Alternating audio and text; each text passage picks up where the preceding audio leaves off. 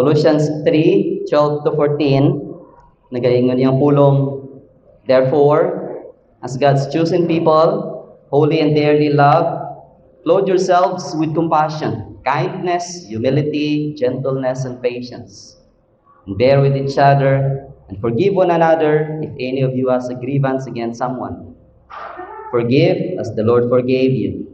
And over all these virtues, put on love, which binds them all together in perfect unity.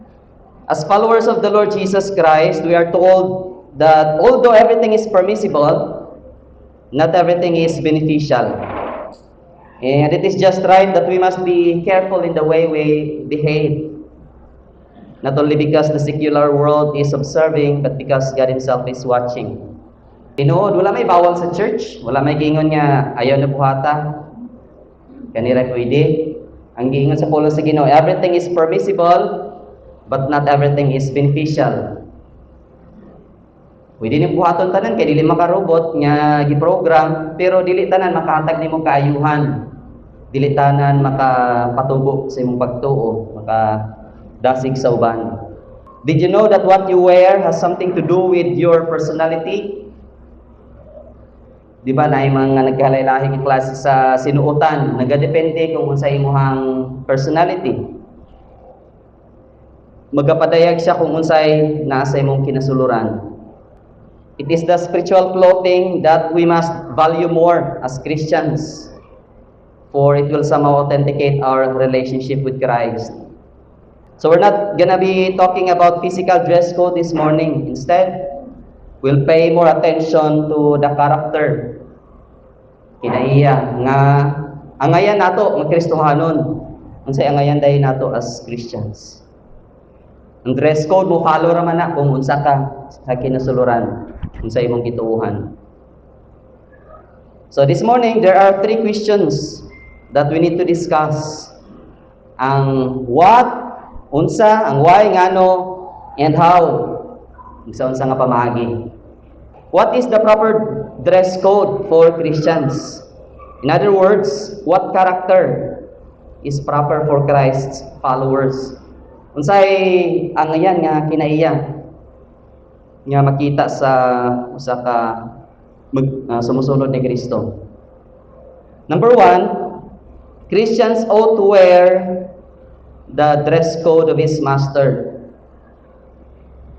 Ang Kristohanon ang ayan mosul-ob sa kinaiya sa iyahang agalon. Therefore, as God's chosen people, holy and dearly loved, clothe yourselves with compassion, kindness, humility, gentleness, and patience. Kung dunay kinaiya nga angayan nato, kana maong kinaiya ni Kristo. If there is a character that is proper for us, followers of Christ, that must be the character of Christ Himself. Being compassionate, kind, humble, gentle, and patient. Muna yung ngayon makita sa Kristohanon. Nga ngayon atong isulubon, put on. Unsa man ka compassionate si Ginoong Hesus, unsa siya ka maluluyon. Kadumdum bata sa usa sa mga last words, sa 7 last words, gingon pa nila. Usa niya na maong mga pulong nagingon, Father, forgive them, for they know not what they do. Pasayloa sila kay wala sila nasayod kung sa ilang gihimo. Tong panahon nga gilansang na siya sa cross. Giingnan pa niya nga amahan pasayloan ni mga tawhan nga nagpalansang nako, wala sila nasayod sa ilang ginahimo. Grabe na yang pagantos, pero ang kaluoy na paghapon diya kang Ginisus.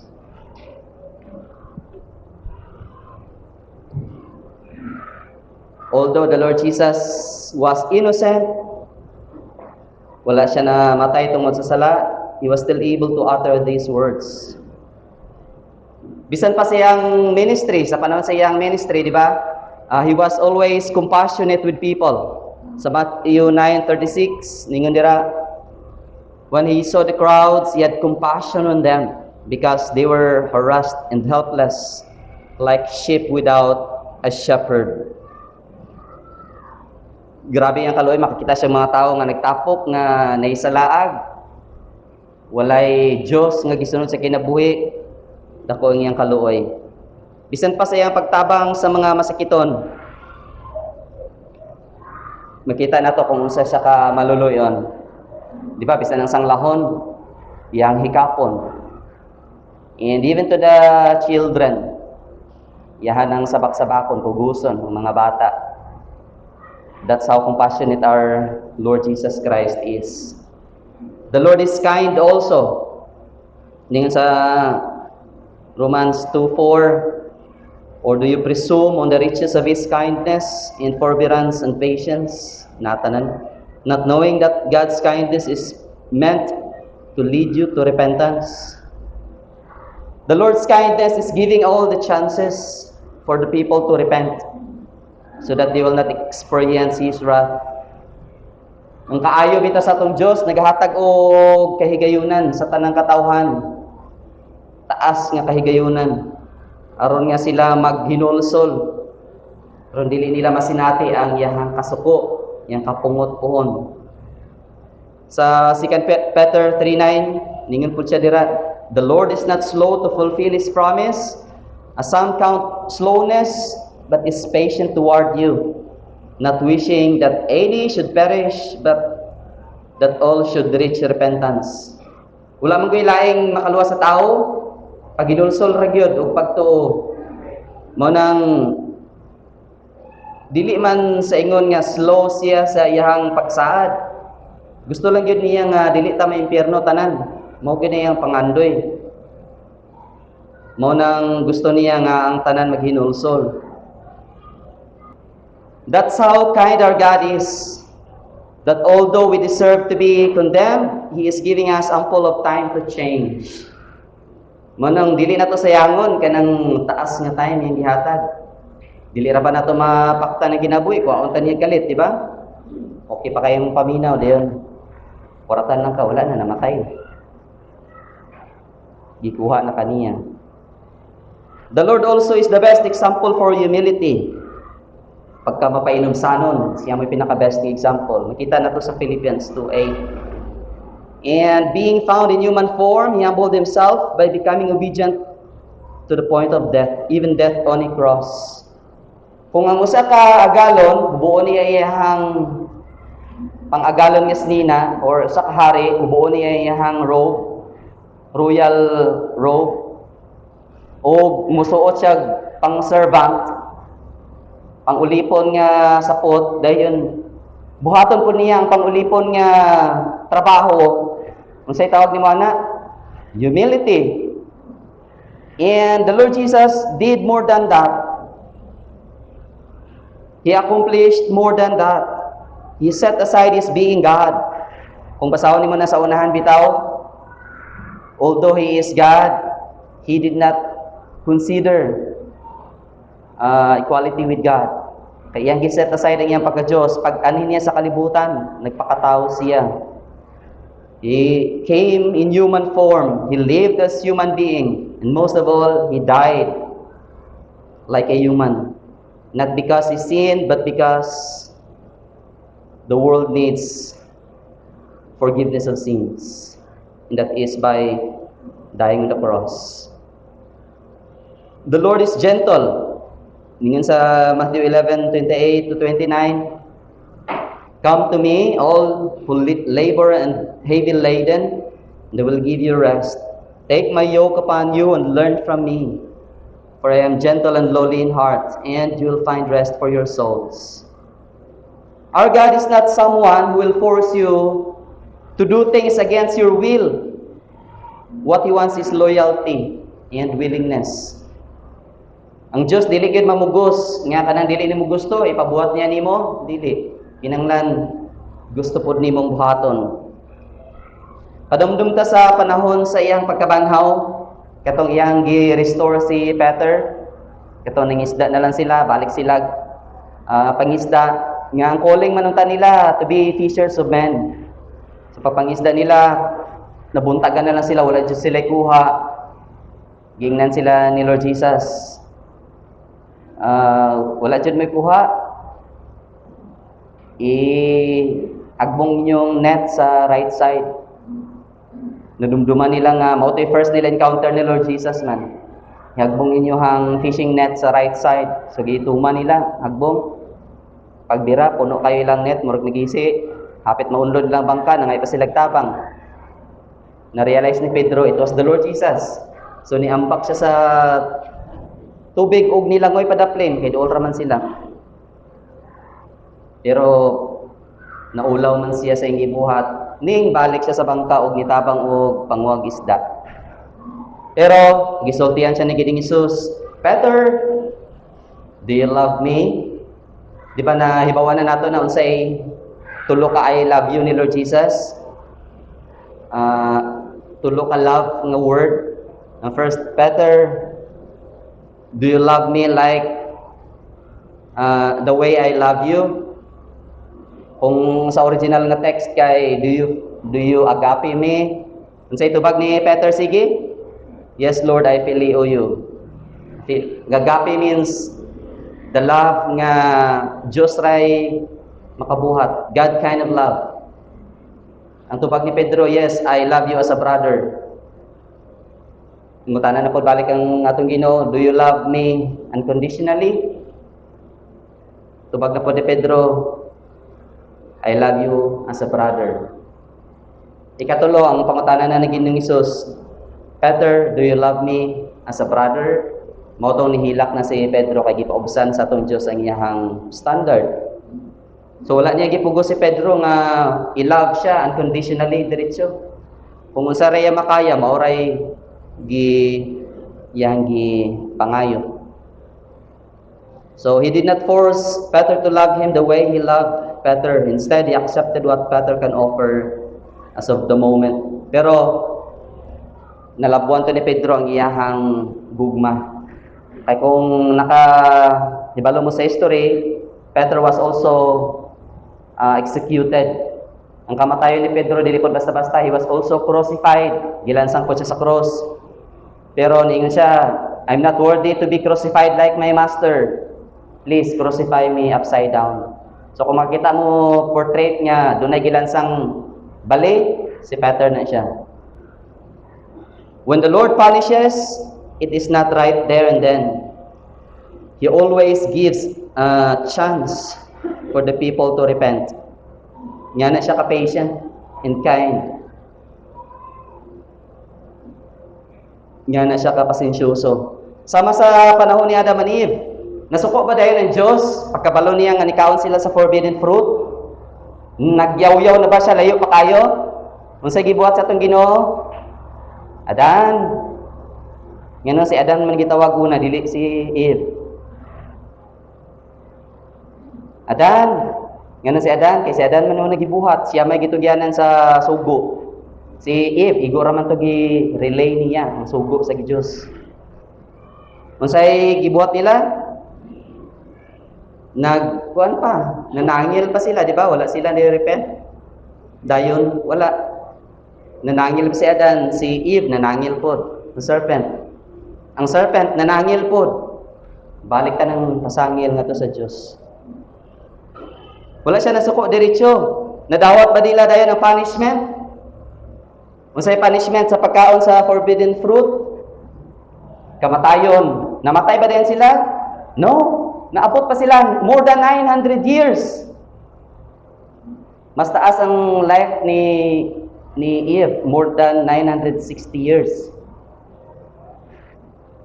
Wala sila namatay dayon ngano kay ang atong Dios maluluyon, kind, patient. Just like during the time of Noah, niabot ba dayon ang flood? Wala dagang istorya, baha diretso, universal flood, the whole earth. Wala. The ark was built for a very long time, giving ample chances for the people to realize. Samtang tabang sila pamanday dito ni Noah, dili ra man to si Noah nagpanday ato, parte man tong dakua. Imagine nimo sa ka-ark nga naay makasulod dinosaur. For sure naay dinosaur ato gisulod. Makaya ba dahil na nilang nuwa pandayon? Siyempre, nato yung mga panday po ngayang gipang-hire. Wala gid sila nakarealize nga nung gipabuhat na sa Diyos. So, ample of chances ang gihatag kanila. Mo tong pagbaha na, dagan mo syagit nga pasakyami, wala na. Manang chance ninyo. That's who our Lord is. Compassionate, kind, humble, gentle, and patient. And as His children, that's what we must also become. Mo po na dapat nato sulubon. Kaya nang pagkamaluluyon, being kind, being humble, gentle, and patient. Muna'y dapat nga sapot nga kanunay naton suoton si Kristohanon. What character is proper for Christ's followers? Christians ought to wear the dress code of His Master. Ang iyang makinaya, ang ngayon natong sulubon. Ang sunod nga pangutana, ngano? Why Christians must wear the dress code of His Master? Or in other words, why we must wear Christ's character? The answer is, Christians must wear Christ's character, for in their new identity, it is what is proper. And it is what will enable them to bear with each other. Nganong ang ngayon natong sulubon ng makinaya ni Kristo, kay isip Kristohanon, maunay ang ngayon nato. And maunay makahatag ka nato kadasig sa pagsabot, pagpailog sa uban.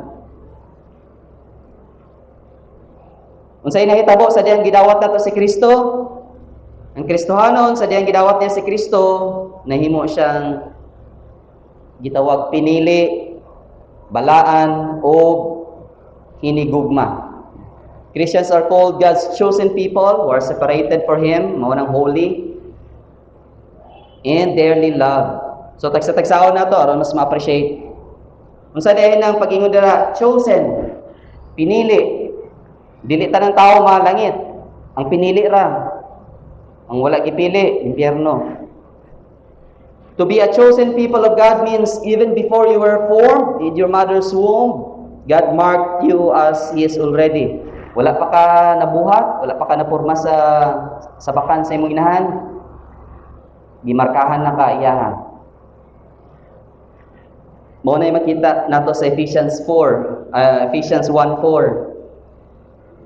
Even as He chose us in Him before the foundation of the world, wala pa nabuhat ang foundation of the world, iyahan natang gipili, that we should be holy and blameless before Him.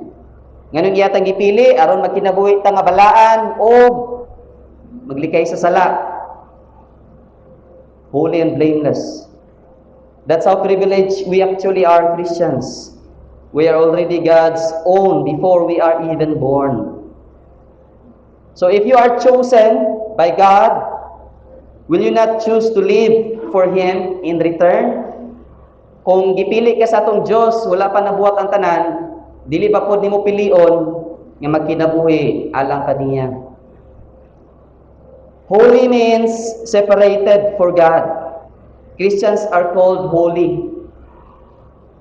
Balaan. Mo nang saints bitaw nga word. Si Paul sa mga writing, ang iyahang title nga ginatawag sa mga sulatan niya, saints, to the saints in halimbawa Ephesus. So dili mga patay ang iyang gisulatan, mga buhi. Kaya mga santos, buti pasabot, mga niluwas sa Dios, gipakabalaan o gipakamatarong. Giunsa man ta niya pag himong balaan?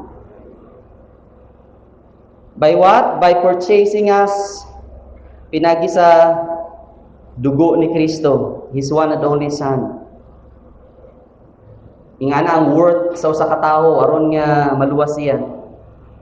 Kamatayon sa iyang buktong anak.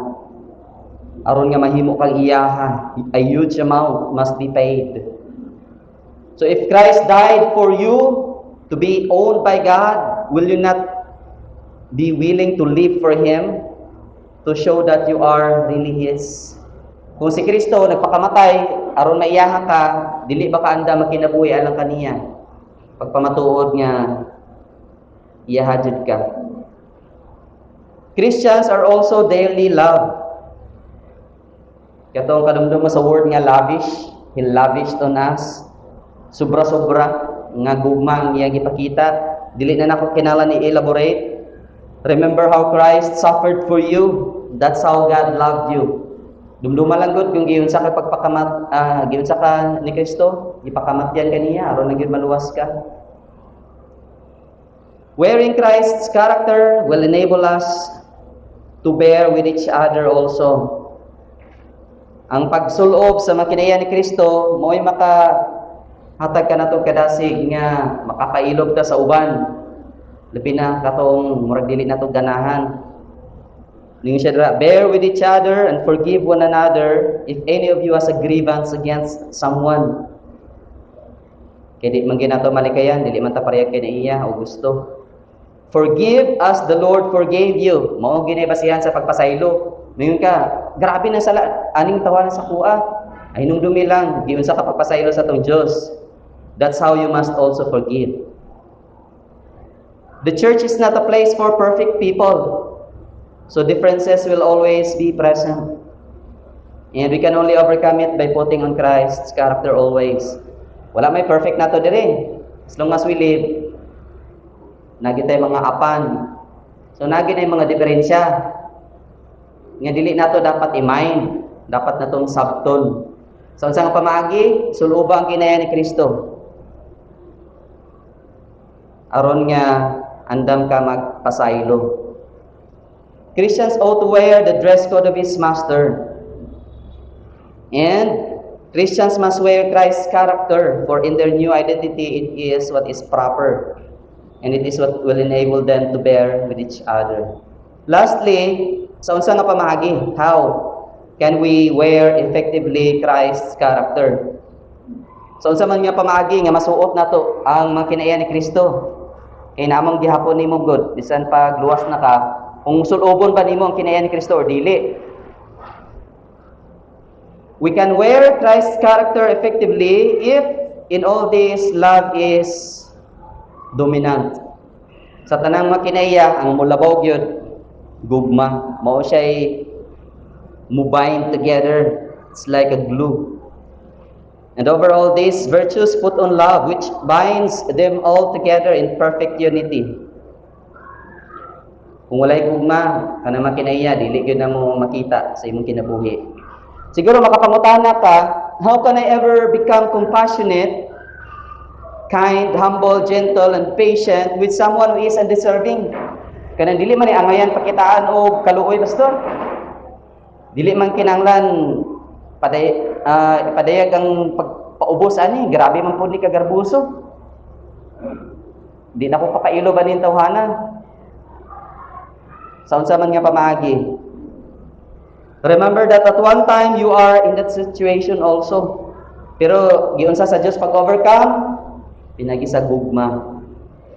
So the answer to how we can never be compassionate, kind, humble, gentle, and patient with someone who is undeserving, or to our fellow believer whom we have disagreement with, walay pagkasinabtanay, the answer is love.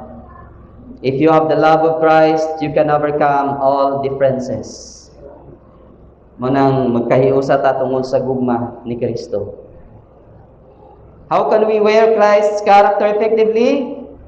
We can wear Christ's character effectively by putting on the love like our Master. For final thoughts, do you know the proper dress code for you as a Christian? Kay balo ka unsay angayan nimo isip Kristohanon? As a follower of the Lord Jesus, it is proper that you display Christ's character because you are already identified with Him. Mabito na gitawag kang Kristohanon, na ang ngalan ni Kristo kanunay. Apil na sa imo ha, mura nagnahimong apelyido nimo. Di ba kung maminyo ka, dalo na nimo apelyido sa imo ang giminyuan. So dala-dala na nimo kung nakaibuhaton, maulawan po ang gidala nimong apelyido. Mao po na sa Kristohanon. Na identify naman ka diya ni Kristo, tanan nimong buhaton, maapektuhan si Kristo. And you can only display Christ's character effectively if His love is always dominant in your life. Mo dapat ang ngayon mga patigbabaw sa itong kinabuhi ang gugma ni Kristo sa kanunay.